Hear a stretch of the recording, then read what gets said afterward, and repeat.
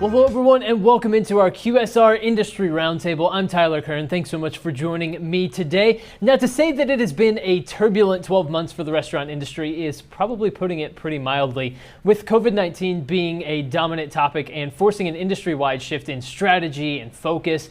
And in quick service restaurants, this has meant a strong pivot towards digital operations, investing in mobile apps, loyalty programs, and custom web applications. And today we're diving into that digital transformation and exploring some of the prevailing trends that have emerged from it. And we're doing it with an all-star cast of guests who are joining me for this panel today. First, we have Barbara Castiglia. She's the executive editor of Modern Restaurant Management. Her favorite QSR burger, she was telling me earlier, is Five Guys, which is a strong choice. Barbara, thank you so much for joining us. Welcome to the show. Thank you. Welcome. And I'm also a host of a podcast with MarketScale called The Main Course. So listen on Tuesdays and Thursdays, everybody.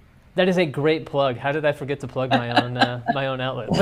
But yeah, please go check out The Main Course with Barbara Castiglia. She welcomes on fantastic guests in the world of food and beverage, explores a lot of very interesting topics, and I've had the pleasure of talking to Barbara before, and it's always a blast, and she's extremely knowledgeable. So we are thrilled to have her on this panel with us today. Today we're also welcoming Hope Neiman. She is the CMO of Tilster. She was telling me earlier she really likes the McDonald's ice cream cone. It's the perfect amount of ice cream. Nice little treat. Hope, welcome on the show. Thanks for joining us. Thank you so much, Tyler. It's really a pleasure to be here and actually to see all of you, which is something that is equally a pleasure. Absolutely. It's felt like too long since we've been able to all gather in person. Maybe one of these days we'll get to do a roundtable like this with all of us in the same room. We'll cross our fingers that that day comes sooner rather than later. And then finally joining us today is Brad Dewey. He's the CEO of Restaurant Revolution Technologies. He was telling me earlier he loves the Chick-fil-A chicken sandwich. Who doesn't? It's a classic. Brad, welcome to the show. Thanks for joining us. Thanks for having me, Tyler. Pleasure to be here. Well, thank you so much to the three of you for joining us today. And everyone who is watching along with us, make sure you leave us comments, drop questions into the comment section there on the right-hand side of your screen. If you have a question for any of our experts, just throw a question in there. We will stop down, answer your questions, as many as we can get to today. We're going to run through this roundtable in three different sections. We're going to have apps, a main course, and dessert. You know, just a traditional meal we're going to have rocking and rolling here. So we're going to kick things off with the appetizers, but feel free to ask us questions, drop comments in that comment section whenever you feel so led. We'll answer your questions there. So let's get things kicked off. I want to ask just an introductory question as we talk about the digital transformation that has occurred for QSRs over the course of the last year. Did 2020 kick off a digital transformation for QSRs, or was there already one underway? Hope, let me throw this question to you first. Was 2020 really the beginning of this, or is this something that had started in years previous? Absolutely started years previous. We run a whole lot of data and poll consumers several times. We've done it 3 years in the past. We're actually in the midst of fielding that research again now. But even when we looked at last year and in the middle of 2020, just before the COVID shutdown, 80% of consumers told us that they expected online ordering from their favorite restaurants, their favorite QSRs, and 90% said that if there was any kind of app from the restaurant, they would expect online ordering to be a portion of it. So consumers already were beginning to see the trend and take advantage of it. It was not nearly, of course, as much of the restaurant business at that time, but it was really primed. So Brad, what did 2020 bring about in the way of a digital transformation for QSRs? If there was already one kind of underway, did COVID-19 just kind of push things towards a cliff for digital transformation? And if so, what was the result of that? It was a massive acceleration. You know, you'd have different quotes of 7 years of acceleration, 10 years of acceleration, but for those that had embraced it earlier, bless them, because they really benefited their chains, right? By actually having digital underway, they actually thrived during COVID. For those that didn't have it and actually got through the PPP loan, the first wave of panic, then they embraced digital. And it was one of those, we were selling the stats and selling the facts that consumers really wanted to go digital.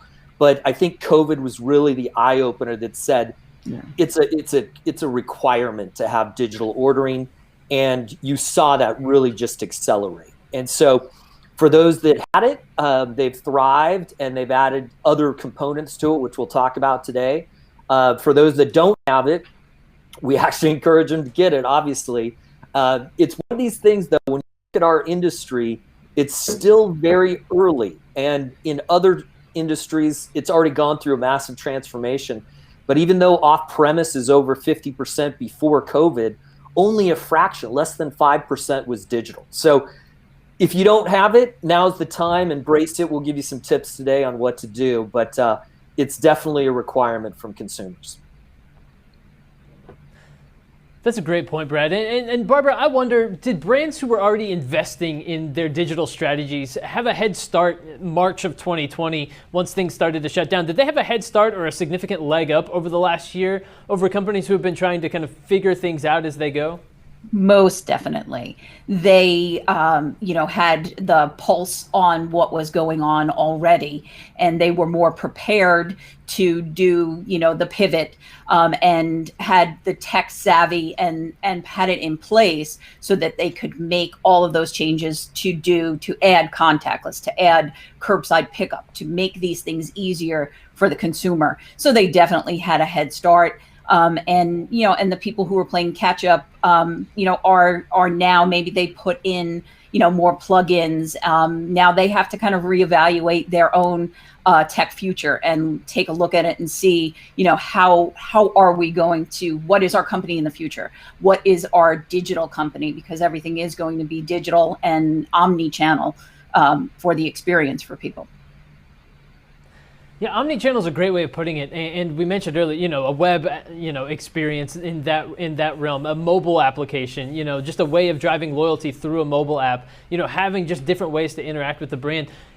I'm curious, just from your perspective, Hope, who are you seeing that is really driving loyalty through their digital platforms and doing a good job of doing that? The best brands are really doing it, and they're causing everybody else to stretch down the path. So, we all think about and we know about Starbucks, but when you look at what Brad mentioned, Chick-fil-A earlier, what Chick-fil-A in the last 18 months has done has been tremendous. But we're seeing it even with brands that didn't traditionally look that way. So when you look at somebody like Smashburger, who has really elevated their game with significant improvements in loyalty, but also ordering and the methodologies with it, that's one that doesn't come to mind, but they've really reaped the benefits in terms of what's happening out there. Brad, who sticks out to you as far as really utilizing their digital platforms in a positive way? I would say it's really exciting to see the mid-size and even smaller chains embrace digital. And what they first see is that they actually get to know who their customer is. It reminds me of the early day of e-commerce. Best Buy didn't really know who was shopping their stores, but then when e-commerce kicked in, they started to see who was shopping, what they were buying, how frequently. And the same thing is happening with restaurants. When you start your own direct ordering platform or solution, you suddenly know who your customer is, where they live, how frequently they order. And you can actually start to build a relationship with them. So it's one of these, don't be terrified. You don't have to go and do a huge loyalty app to get started. It's really about just starting to lean in, get digital ordering going, and you will start to know more about your customer than you ever knew about your walk-in guest. And there's ways to actually tie the walk-in with the digital. But I would say I'm most excited by those that were somewhat hesitant, and now they're leaning in and really seeing the benefits, both from growth and just knowing so much more about their customer. That's some fantastic insight, Brad. Yeah, I absolutely agree. And Barbara, final thoughts. Just who do you see really having a positive outlook towards their digital platforms? Who's using it effectively in your opinion? Well, I'll give a couple.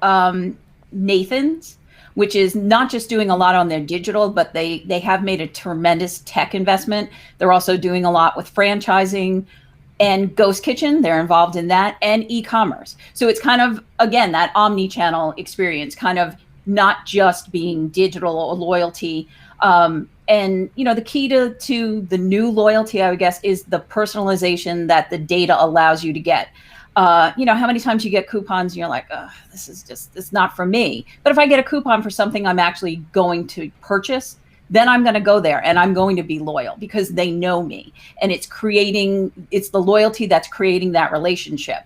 And I've seen it more and more with everyone, with McDonald's, with Burger King, where if you allow them to have that relationship with you by having an app, on your phone, you are going to reap the benefits of it. But that's real estate. That's prime real estate right now. How when you download a restaurant app, you're saying, I'm going to go there more than once. And it's not for a particular offer. It's because I feel a connection to that brand. That's a fantastic point. Yeah, absolutely. It's all about that personalized experience and giving people that that feeling that that the restaurant cares about what they're looking for, and giving them those types of experiences, I think, are positive experiences, and that's what everyone is looking for these days. And so, yeah, prime real estate there on the cell phone home screen. Yeah. Yeah, Tyler, one other thing too is to view all of these elements as an integrated solution, right? For many of our customers, they had a loyalty program, a loyalty app, but you couldn't actually even redeem your points online. Now, when they've integrated digital ordering, you can not only earn points, but redeem those points online. And so really integrating that customer experience and making it easier for the customer is really what it's about. That's a great point, because there are lots of complicated loyalty programs, and you see credit cards advertising it all the time, right? You can't figure out what exactly your loyalties are, what cash back you get, you're earning points, but you don't quite know how those transfer, right? Having it be easy to understand is definitely something that I think is probably a larger and larger trend these days. You want it to be easy for people to redeem those points. You want people to be understanding, you want people to understand what they're earning and what they're building towards, right? Because if they don't, then they're probably more than likely going to drop off, or it's not going to build the kind of loyalty that you're looking for, right? And actually, Tyler, also, it has to be operationally easy at the store level. So the consumer has to want to come in and do it, but you have to be sure that the experience for your crew members and the back office, everything else there is really built to be smooth and a great experience, so that consumer comes back again and again and again, and they don't feel discouraged by how it got delivered at the store level.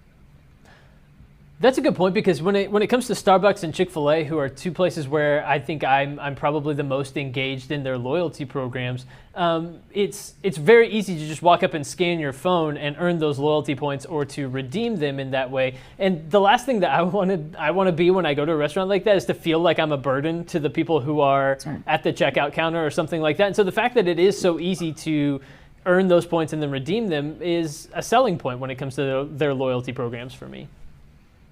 That's exactly right. And it also makes the smoothness of operations, because one of the sort of hidden benefits that digital really does is you can both smooth out your curves, you can improve your turn, you can increase the kind of revenue that you're really seeing. In fact, the cool thing about digital is we're seeing significant increases in average check that's happening. And we're also seeing the ability for brands to be able to add an extra item, give a customer and invite them a chance to try something that they wouldn't have tried before. So those are all things that also help make you smarter when somebody gets to the counter and knowing what they're going to have. It's a fantastic point. Excellent insights from all three of you here on the appetizer portion of the program. Let's move on to the main course. And the main course today, we're going to have one-word answers from all of you to the initial question, and then we'll dive into some added context, some further explanation of our opinions, our thoughts on things. And so that's what the main course is going to be. We want to get quick answers and then added context after that. And so it's going to be a fun conversation here on the main course. Now, I'm stealing Barbara's, the name of Barbara's show just a little bit, but it's such a good name. Good for us. Yeah, exactly. Go check out the main course by Barbara Castiglia on MarketScale while we're here. But okay, so let's dive into the main course now. We're all hungry. We're all ready to go. So here's the first question. We'll get a true or false answer from all of you here on the initial question, and then we'll dive into some context and get your thoughts. So in 2021, the gateway to QSRs will be through the cell phone rather than a drive-through. True or false? Hope, let me start with you. True or false?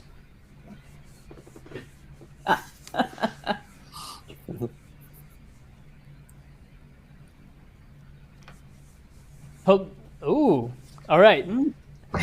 So we have interesting answers here. We have true, and both. Okay. So Hope, explain what you mean by both. I think that the mobile device is also helping things like drive-through. So it's not like an either or experience. Also, convenience is king in terms of QSR. And that means talking to the customer in the mode that they're in at that moment. So they're going to still use your drive-through. Find a way to use the phone to make that a much speedier experience and a much more smooth experience for them as well. But they also are going to have times when they're going to want delivery at home, or they're going to want to go up to the counter. So both pieces really have to be there, but have a shared experience for what your brand stands for. So everything needs to look seamless. We've talked a lot already about what multi-channel is, but that means being able to talk to your guests knowing and anticipating which portion they're going to be doing, whether it's a mobile device or incorporating your drive-through. So Brad, you said true. Do you believe that people are going to begin to think of the cell phone as the first way that they interact with a QSR rather than going through the drive-through? Absolutely, and it already is. And it's one of these things where the drive-through is not new.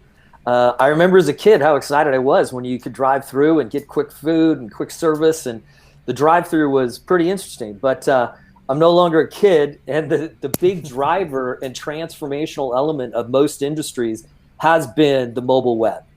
And when you look at what's still ahead for the restaurant industry, you have to be thinking mobile device, embrace it. They are going to look at their mobile phone to understand where your location is before they even think about a drive-through. They will actually can get the food delivered to them faster than they could actually get in their car in many cases and go pick it up. So the digital platform and really the mobile phone is the new element to embrace here.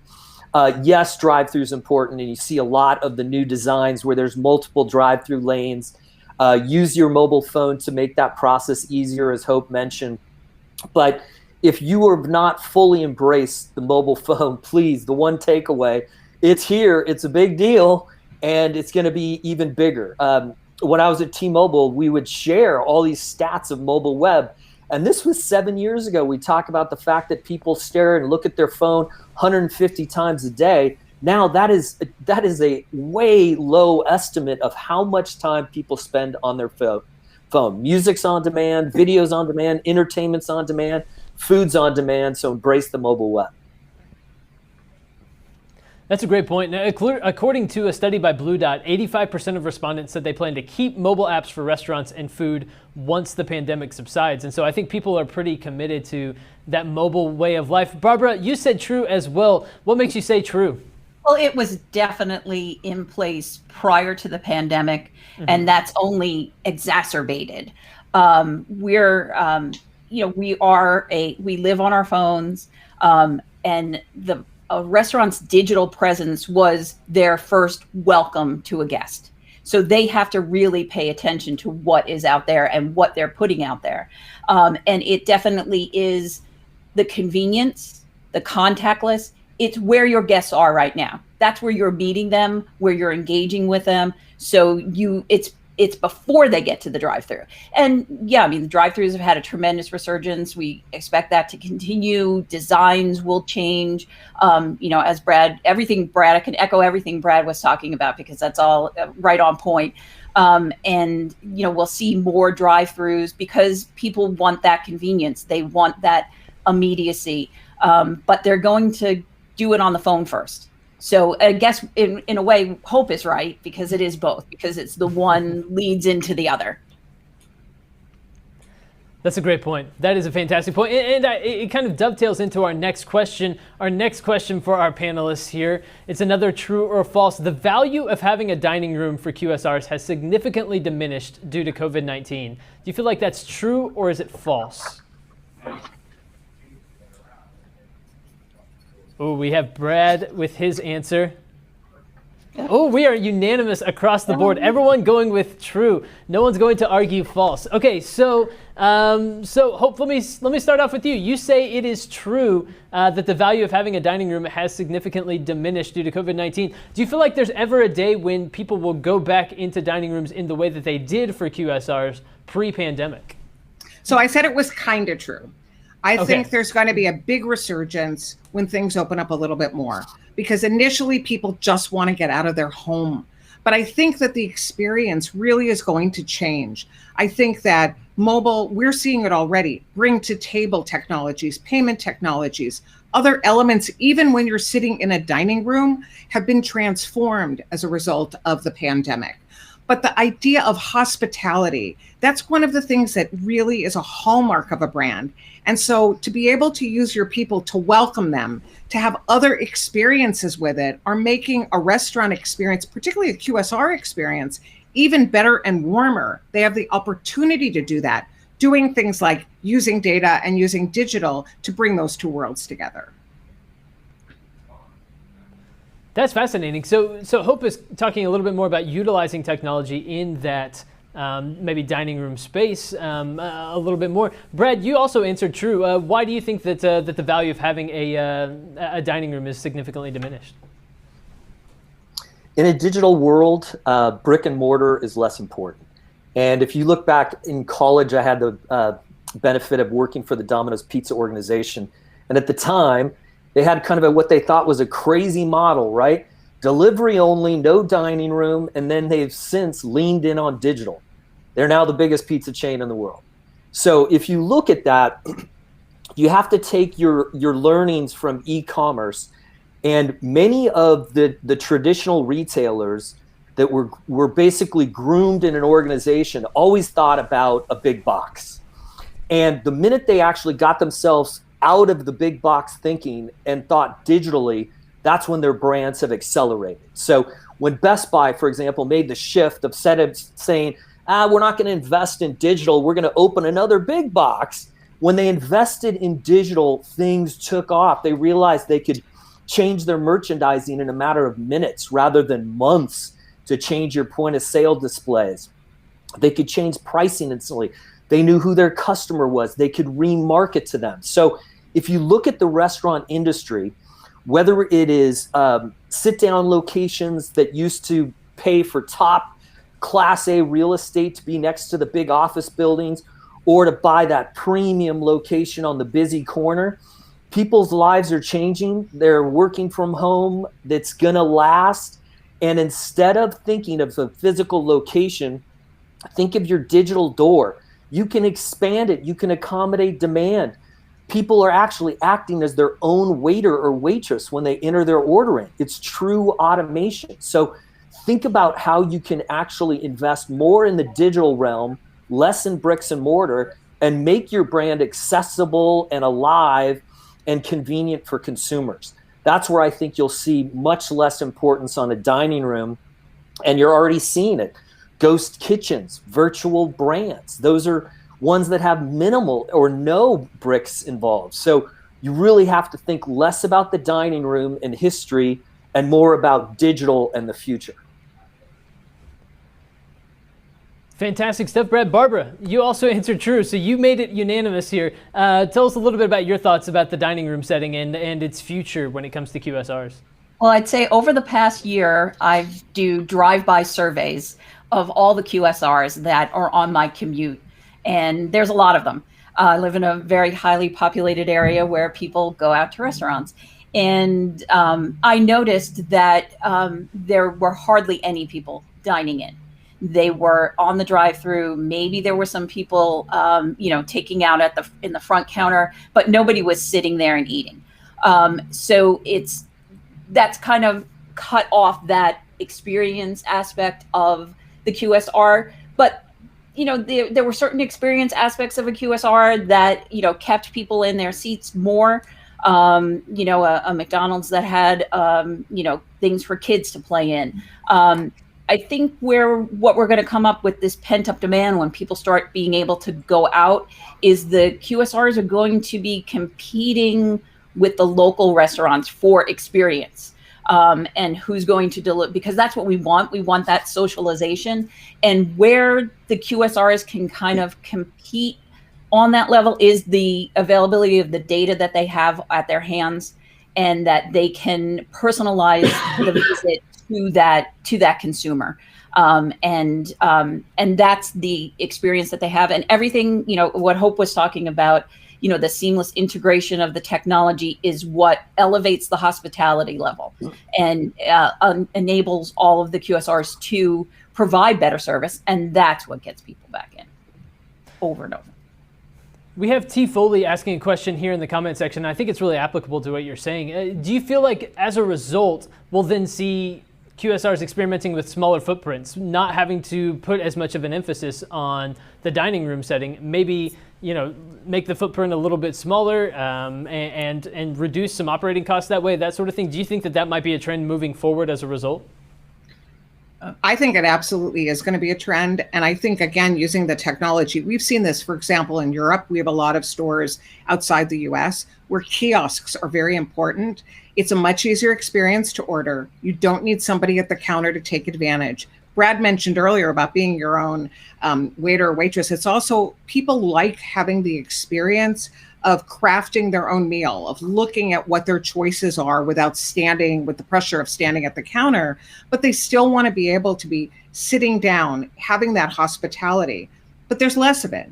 And so it's all about reinvention. And Brad mentioned Best Buy a little bit ago, and I think Best Buy is a great example.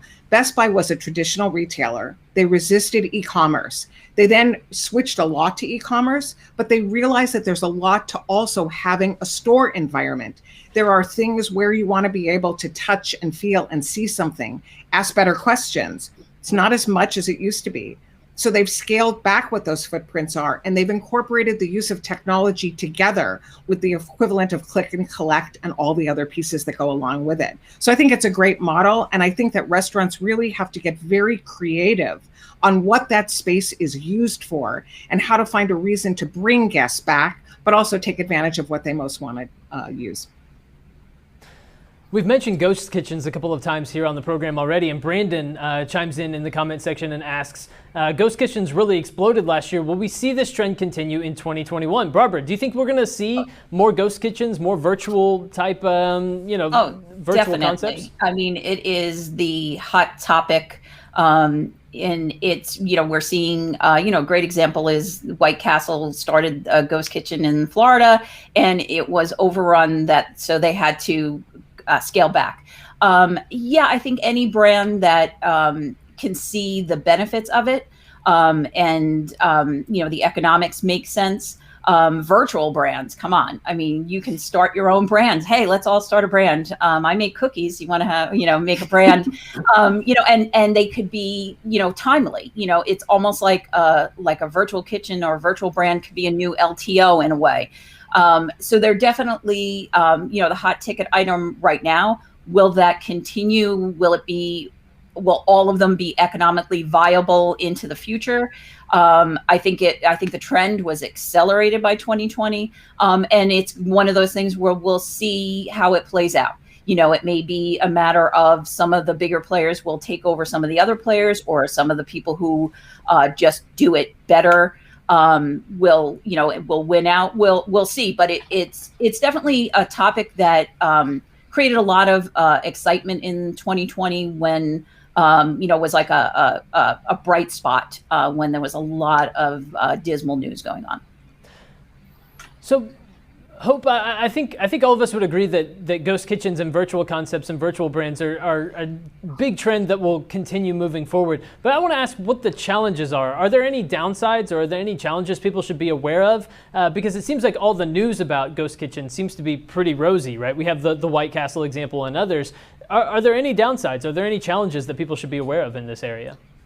I think that there's an element of actually going to a brand website. One of the things that we've seen is that when you have a brand that you know and love already, consumers are much more eager to go to that website already and bypass the means by which they may hear about something else if you're starting off with a ghost kitchen within an aggregator model. That's different than building up and having a secondary location, where I think the news really is very good. It's allowing brands that are already expanding their footprint to much more dramatically expand their footprint into areas where perhaps they don't exist already, because they're able to capitalize on brick and mortar that already is available for them. Yeah, Tyler, one thing I would add to is I think it's one of the most exciting times to ever be in this industry, because you can be so much more creative. If you think about a new location in the past, site development, permits, construction, and all of these things, right? Some of our customers are literally leaning on food trucks and servicing the evening hour in a new location that they never serviced before. So it's one of those Moctezumas. They basically have a food truck that services the Mercer Island community now just in the evening time. And so it was one of those quick thinking, innovative action, and they're killing it. And so it's no longer this, we've got to do this enormous construction effort. The other thing is you can actually make restaurants more profitable. There's no reason to be fixated on this 10 to 13% bottom line. You could actually get great real estate that's much more affordable, that can service all of your off-premise needs, but it's a much lower cost infrastructure. The only thing that I can think that different ways to leverage your food. A downside is transparency. When ghost kitchens were first starting, I guess last March, people were hearing about Pasquale's Pizza, which was really just Chuck E. Cheese. And so for the brands to, embrace their virtual brands. I just read an article over the weekend about someone who was mentioning all of the different brands, virtual brands that Red Robin was doing, and that they went to a restaurant, to order from a restaurant because they thought it was a local one. And then they said, hey, wait, it's Red Robin. So I think that's one where it gets a little sketchy if people kind of look on the brand and say, you're kind of trying to trick me. But I think people will quickly get over it. It's if the food is good.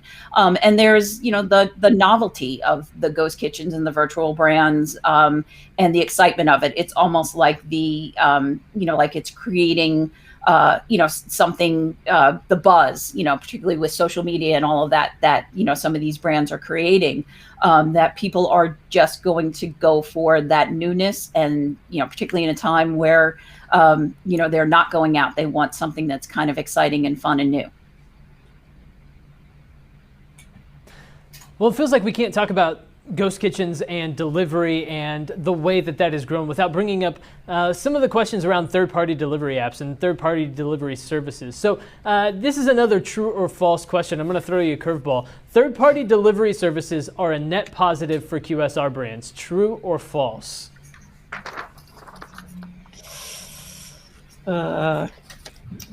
Barbara seems conflicted over this one. No, I have to go by the money. Okay. Everyone is saying true. Hope says true now. Hope likes the qualifiers on hers, and so Hope, I'm going to let you explain first. Why is it true now? Because there are a lot of questions around this from restaurants when it comes to fees and things like that. So why is it true for now? Because it's allowed people to survive. And this really has been survival mode right now during COVID. It's also for a lot of restaurants where consumers didn't know about them. It's really a way to invite a consumer to find out about a brand.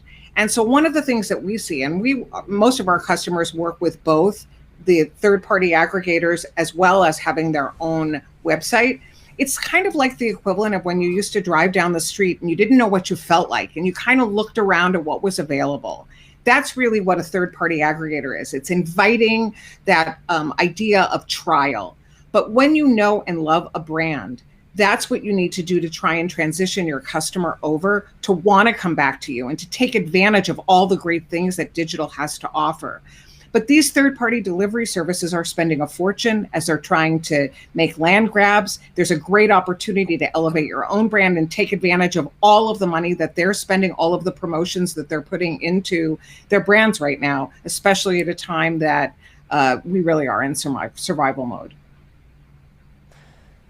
That's an interesting point, just focusing on that survival mode aspect, because I believe a study showed that 40% of operators believed that they would not have stayed in business during the pandemic without third-party delivery. And so it is a crucial thing. But on the other hand, you do have cities like Denver and Chicago looking to cap the fees that third-party delivery can charge restaurants because they believe it's hurting kind of the local restaurant scene and that sort of thing. So is there something to be said for capping fees and doing things like what Denver and Chicago are looking at doing when it comes to third-party delivery services? So if I can add one more piece, which is somewhat tied to Sure. what you're saying, Tyler, is that we have a customer that presents a very interesting use case.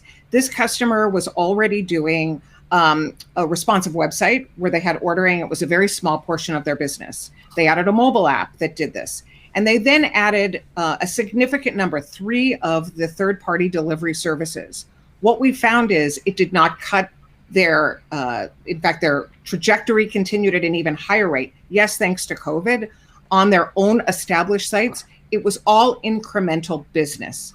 So by having a capped fee, which the cities are doing in order to really help consumers, is a positive, but it's growing the entire pie because of the use case that's going on as part of it. And I think that's a really important aspect to understand. The other thing is that third-party delivery services tend to appeal to a younger demographic.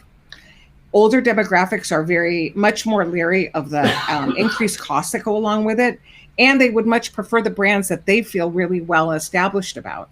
So you have to understand who your customer is as to which of these platforms really makes the most sense for you to be part of. Tyler, I would say just with these city fees, that's not a silver bullet. If you actually look at what most of the third parties have done when they've implemented that, they just add a charge for a city fee. So it's one of these, I think the broader question is you have to use them properly. And so what I mean by that is if you are going to use a third party, have the ordering go direct to your site and then have them deliver it on your behalf.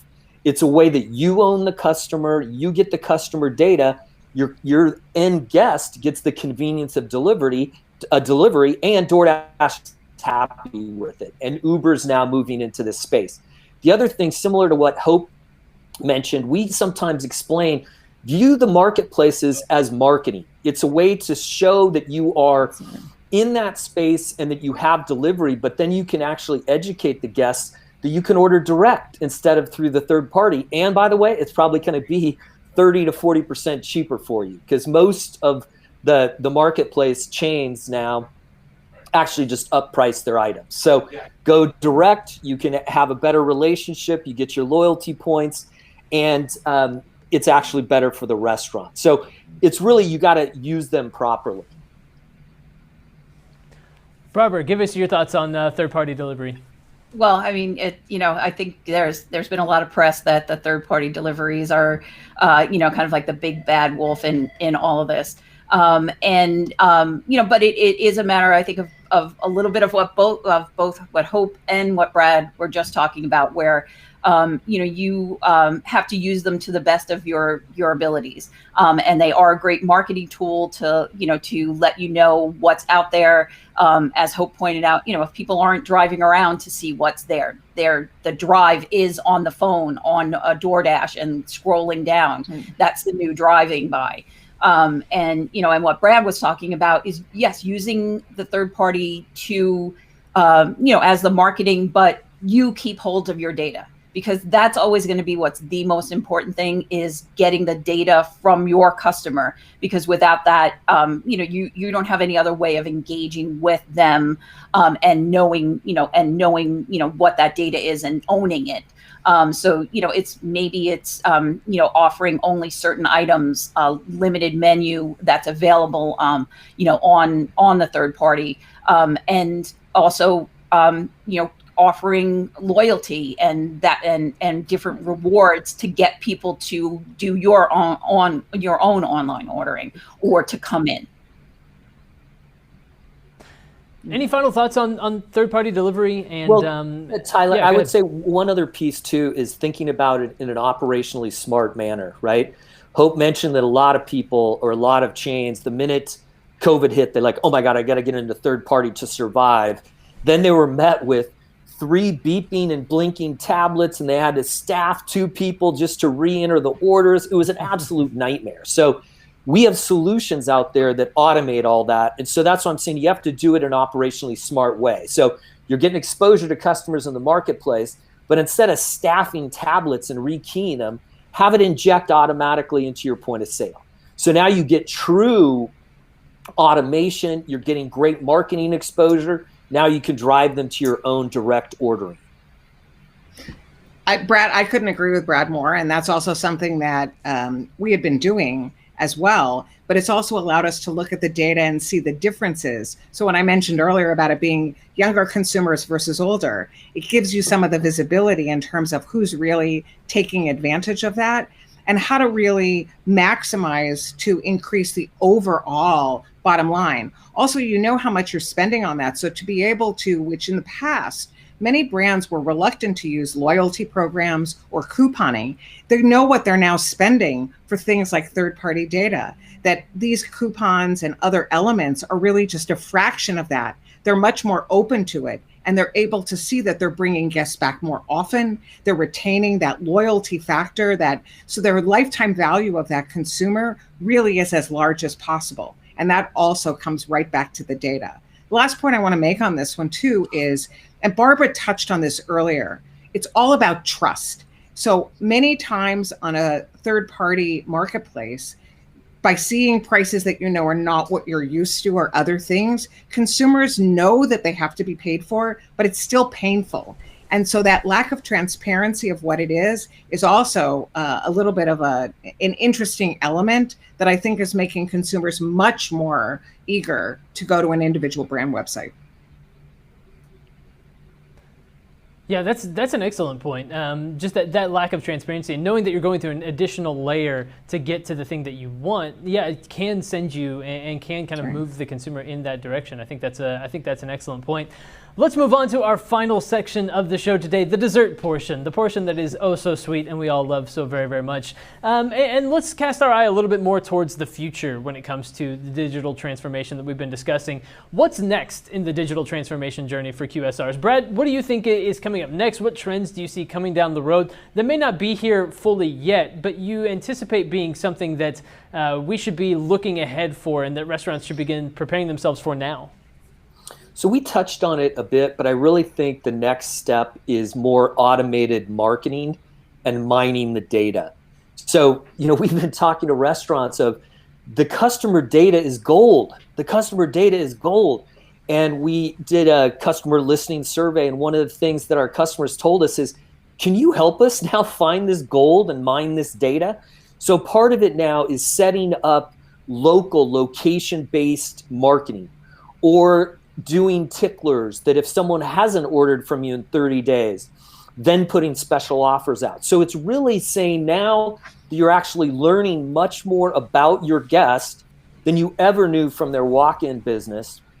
Now let's start putting campaigns in place that can be done automatically, right? You set them up and they execute. So it's really taking and gathering that gold, which is the data, now mining it with campaigns that benefit that customer, give a great experience, and really show that you actually have a relationship with that customer, right? You know what they're ordering. Maybe reach out to early when it's Mother's Day brunch so they can come in and get a special, access to that. There's just so much that can happen when you look at it. And the biggest difference with digital is you can actually trace the return on investment. We can track it right into the shopping cart, and you can see what is working and what is not. And it's one of these things in digital advertising. When it first came out, many CMOs would say, I know half of my marketing works, but I don't know which half. And when digital advertising started to kick in, they actually started to know which half was working because they could prove it.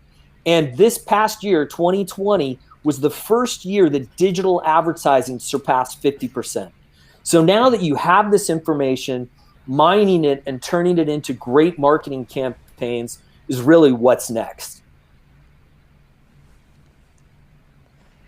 If I can build on something that Brad's saying with this, because I very much agree, but I think it's actually about to go on steroids to a great extent. I think it's automation coupled with personalization and micro-targeting and management. And by that, I mean that that you're really, your best users behave in a certain way. So how you choose to target and manage your relationship with them and look to increase how much they're spending with you is different than what happens with somebody who's an occasional user and trying to get them to come a couple more times. That's something that I know that we're working with our customers on, but it also is incorporating AI. and automating some of the recommendations that happen, some of the data that you see that somebody else doesn't see when you target coupons or other things, so that you truly are maximizing the ROI. You don't have to give everybody the same coupon. You need to give them the coupon that's going to both motivate you and yield the best bottom line for yourself. And that's something we're working pretty aggressively on, and that we're seeing a huge interest. It used to be that the CEO would come in and say, do we have digital ordering? And now it's, show me what digital ordering is delivering for the business and how you're overall growing the pie, not just being able to manage against it. So what you're saying is McDonald's needs to send you a coupon for a free ice cream cone, and that would make Hope a very happy customer. Yeah. So, but I will say, and we can make a joke out of it, I tend to take that ice cream cone when I drive between our house in the mountains and the house that I live in the rest of the time. They need to send me an ice cream cone coupon so that I go when I'm in one location or the other, as opposed to simply on that drive. And that's some of the level of intelligence that you can glean from what these digital tools enable. And we see AI and machine learning and things like that playing a part and playing a role in that moving forward as artificial intelligence grows in maturity and machine learning and things like that. We see those types of digital tools really playing a huge role in that moving forward. Totally. We have a recommendation engine that we've been using across several different kinds of customers in several different geographies. And we're able to look at both speeding up the order because we can anticipate what somebody is going to order, but more importantly, really increasing the number of customers who take advantage of upsells or cross-sells, and doing things even on a very localized basis. So what's trending in one store in Tulsa is different than what might be trending in another store in New York City. And so you can change those things really on the fly in order to encourage a customer to increase the order, make it easier, make it more fun. There are a lot of those kinds of factors, including gamification, that can be part of this. Absolutely, absolutely. Barbara, let's move to you. What do you think is coming up next? Well, I think they've both hit on just the tip of the iceberg. I think automation throughout all of restaurant operations is going to be crucial moving forward. Labor optimization, safety and health and wellness, all of those things that are, very big factors right now, what people want to know, about what hygiene aspects they're taking on, what the brands are doing. So automation on multi-levels, not just a marketing level, are going to be increasingly important. And then, really cool things like locker technology that a lot of the brands are doing, kind of the return of the automat. I remember the automat as a kid, and it was fun, and you put money in and you got a piece of pie. So I think that kind of brings an experience back to a QSR too, but it also goes along with the hygiene and the contactless. I think these things are going to be elevated more and more. Restaurants were kind of not known as being early adapters of technology. But now I think they're seeing, how they survived and are reaping some benefits of additional technology. So they will be more likely to turn to tech in the future to survive, and they've seen that it works. Fantastic stuff, all of y'all. And let's wrap it up here with this final question. Brad, I'm going to kick it to you first. Name one thing that a QSR could do today that will better prepare them for tomorrow. So what step could a QSR take today that will help them as we move forward, hopefully to a post-COVID world as more and more people get vaccinated? But what's one thing that a QSR could do today? So the one thing is build a direct ordering site that integrates with your point of sale. You get the biggest bang for your buck. You can send your customers to your own website, and because it's integrated with your point of sale, it's truly automated.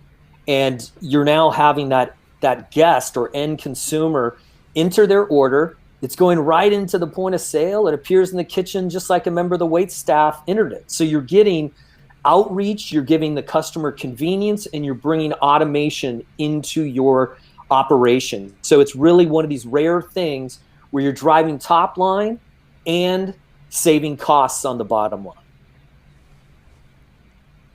Barbara, what do you think? What's one thing that you would recommend doing today? All right, I really have two things.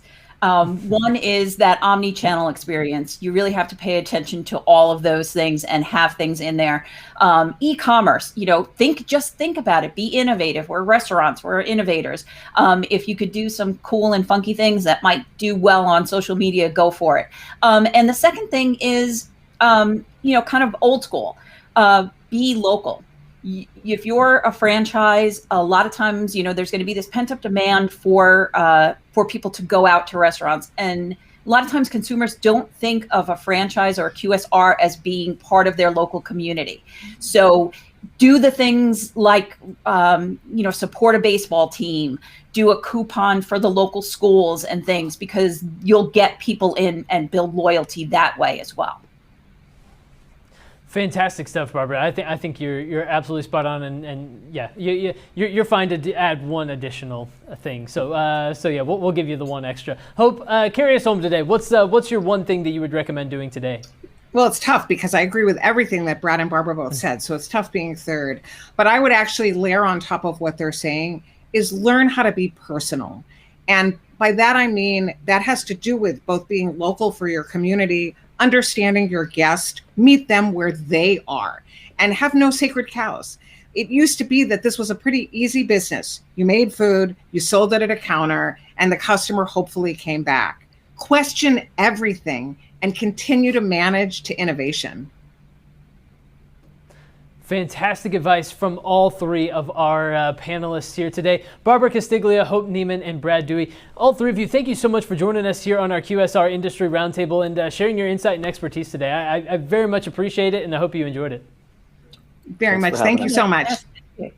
And everyone out there, thank you so much for joining us today. We appreciate you being along with us very, very much. Coming up a week from today, we're going to have a hospitality roundtable that's going to be hosted by my colleague Daniel Litwin. He's going to welcome in some industry experts in the world of hospitality. You're going to want to stay tuned and make sure to tune in for that as well. A lot of applications into the world of restaurants as well there. And so make sure to stay tuned in a week from today as we hit hospitality here on the MarketScale Industry Roundtables. But for today, QSR, the digital transformation, we are done. Thank you all so much for joining us. Like I said, we'll be back soon with more content along these lines, but until then, make sure to visit MarketScale.com for thought leadership across a number of B2B industries. Thanks for joining us today. I've been your host today, Tyler Kern, and we'll talk to you again soon.